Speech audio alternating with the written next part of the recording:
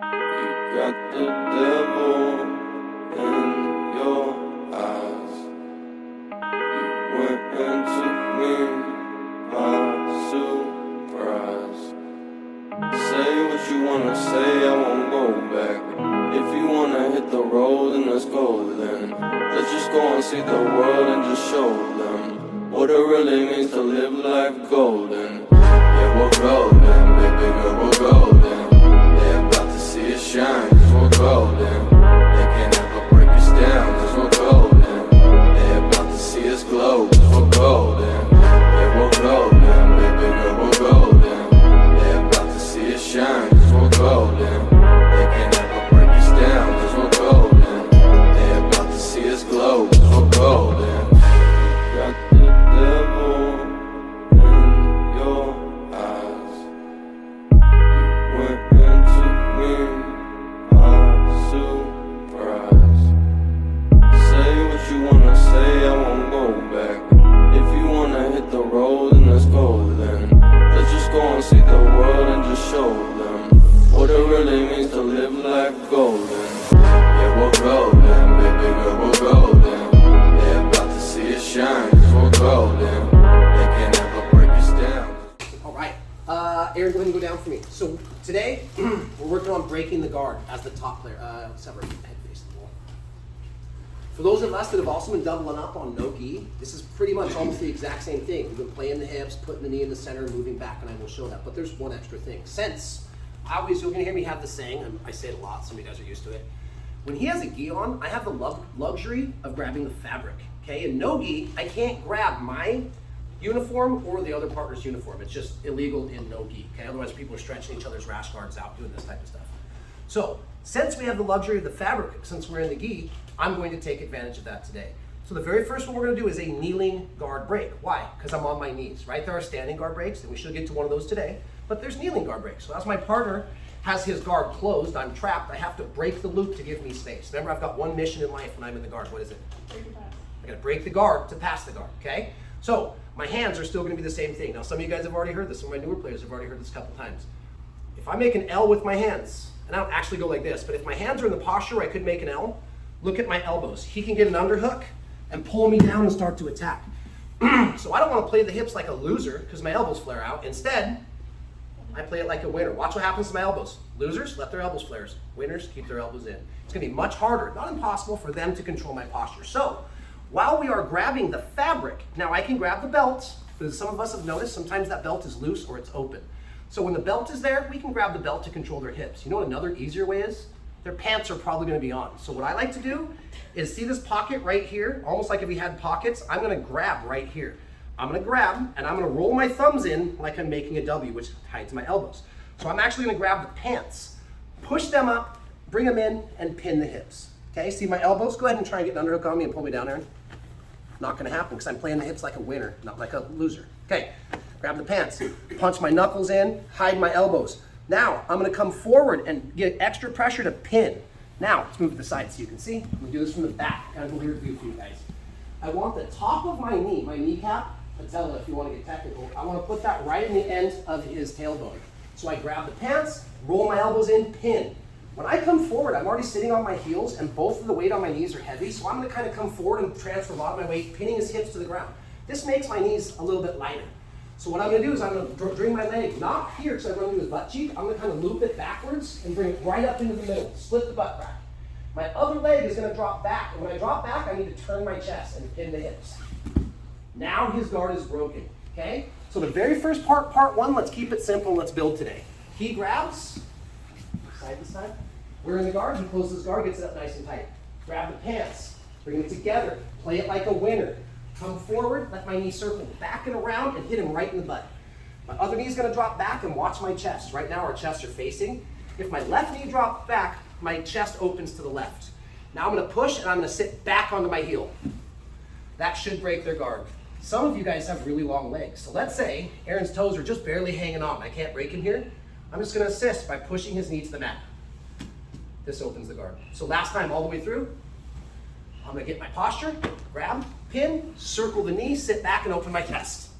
As soon as his guard breaks, I'm gonna come back in, and I wanna do it both sides. He closes his guard again. I used my right knee to the center last time, left knee this time. Break, reset. Break, reset. Think we can do it? 2 minutes on top, 2 minutes on bottom. Let's build off this. Ready? 1, 2, 3. Right. You're like, Okay, so we're going to be doing the exact same thing as like the main course here, but we're going to throw a little something in front and a little something in behind it, all right? So most of the time I'm in guard, when I'm this player, do I just sit there with my arms doing nothing when I'm in closed guard? They should constantly, as a person on bottom, should constantly be looking to feed a hand in the collar and pull me down and be starting to set up stuff. So now what we're going to add in front of it is a little bit more of a realistic feel. So Aaron is going to reach up, he's going to grab a collar, because this is how he starts to feed chokes and pull me down and break me down and sweep me or submit me. So the very first thing, yes, I put my hands on his hips, I started to play it like a winner, but they get a collar grip. It's going to be hard, not impossible, but hard for me to do this if they have the grip. So the first thing I need to do is wipe their grip off, okay? Now, if I break the grip and I let go and I put my hands back, what's he going to do? He's going to refeed my collar. So this is actually a gift, believe it or not. We have to get rid of their offense first. So some of us, we talked about like thumb wrestling, 1, 2, 3, 4, I declare thumb war and pin their thumb, kind of the same idea. Sometimes I'll call it like the bro shake where my hands and thumbs are kind of intertwining. So what I like to do is get I feel where the meatball, we call this part the meatball part of the hand. We had to call it something, right? So I'm gonna feel that. If I can, I'm gonna get my thumb to their thumb because their thumb is what's closing the other loop. As soon as I open their thumb, they don't have a good grip. So I'm gonna get thumb to thumb, I'm gonna open the thumb. I'm gonna use 2 hands, and remember, it's not just me pulling his hand away, it's throwing my shoulders back at the same time. I'm doing a 2 for 1. Remembering if I let go, he's going to feed the same grip. So now I have his wrist. I'm going to shove it down across his belly button. I'm going to pin the wrist, and I'm going to pin the elbow. Now, it's the same thing as if I went like this. The only difference, feed my lapel. I'm going to compromise the grip, bring his hand down, and I've got one on the wrist, one on the elbow. I'm pushing his hips down and controlling his arm. Guess what we're going to do next? Put my knee in the center, drop back, and break the guard. Knee to the center, drop back, I'm going to turn my chest.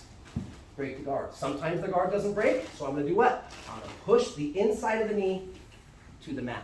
Okay, now, for those of us that have practiced knee slice, let's just put all of this together so we don't have to do a whole day on the same thing. Now, my knee that was the wedge that blocked the tailbone, once I'm here, I'm going to pop it up, I'm going to come in, I'm going to knee slice to my side control. Bottom cutter, get your frames, push me off, shrimp in, put me back into closed guard, and he's going to feed collar. And we're going to start the loop again. Break the grip. Remember, push and pull. Trap the hands, run the other leg.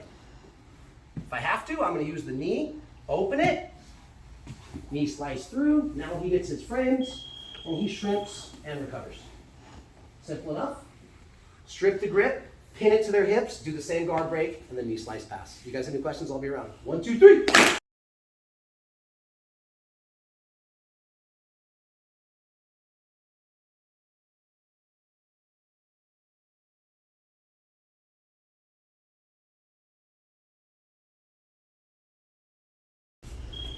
There's a kneeling guard break where I'm trying to do all the work on my knees. Strip grips, pin arms, place a wedge in his tailbone so his hips can't follow me. Come back to break the guard. And then today we're going over knee cut, also known as knee slice pass.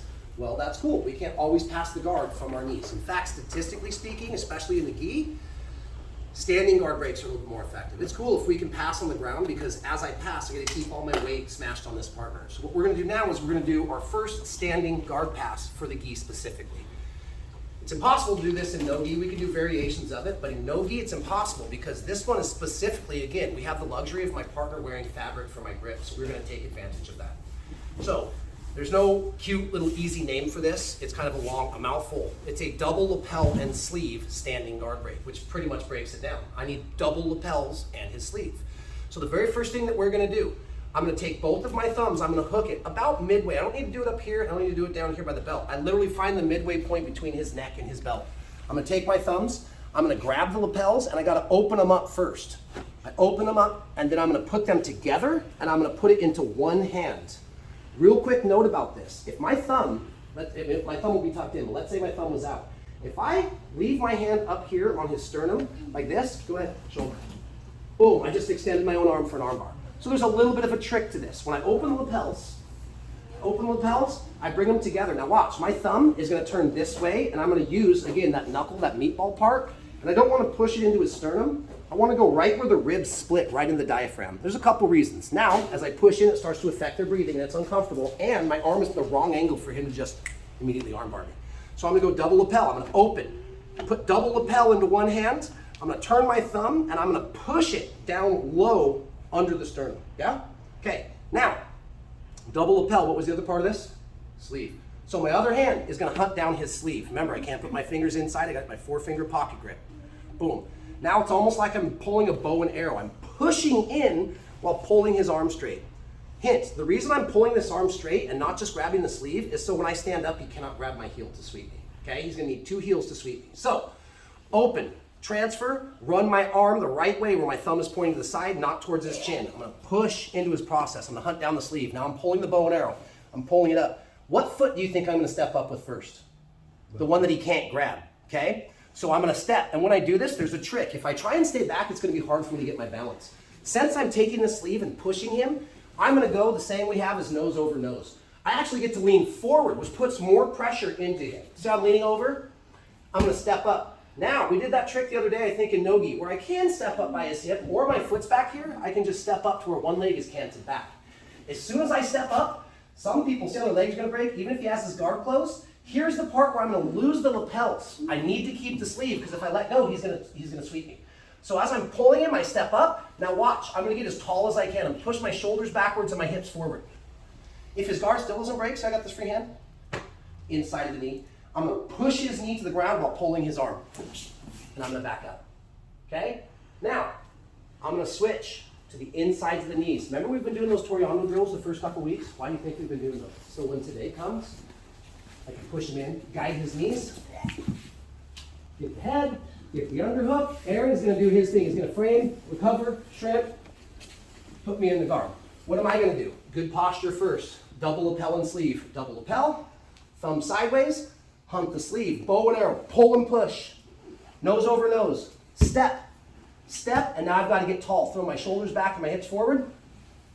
Inside of the knee, I'm going to push it to the ground while I'm pulling the arm. Now I'm right to my knees. Yes, later, I can do knee cuts. I can go double underhooks, but for today, guide the knees to the chest, push them to the side, one knee by the hip, one knee by the shoulders, hug the head, get the underhook. Very last time, a little quick.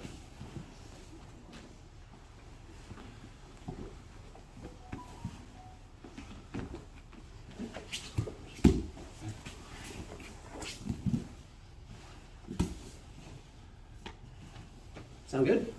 Let's work this. 6 minutes. We got good time today. I'll say this one last time. You do it 4 times. Your partner does it 4 times. Ready? 1, 2, 3.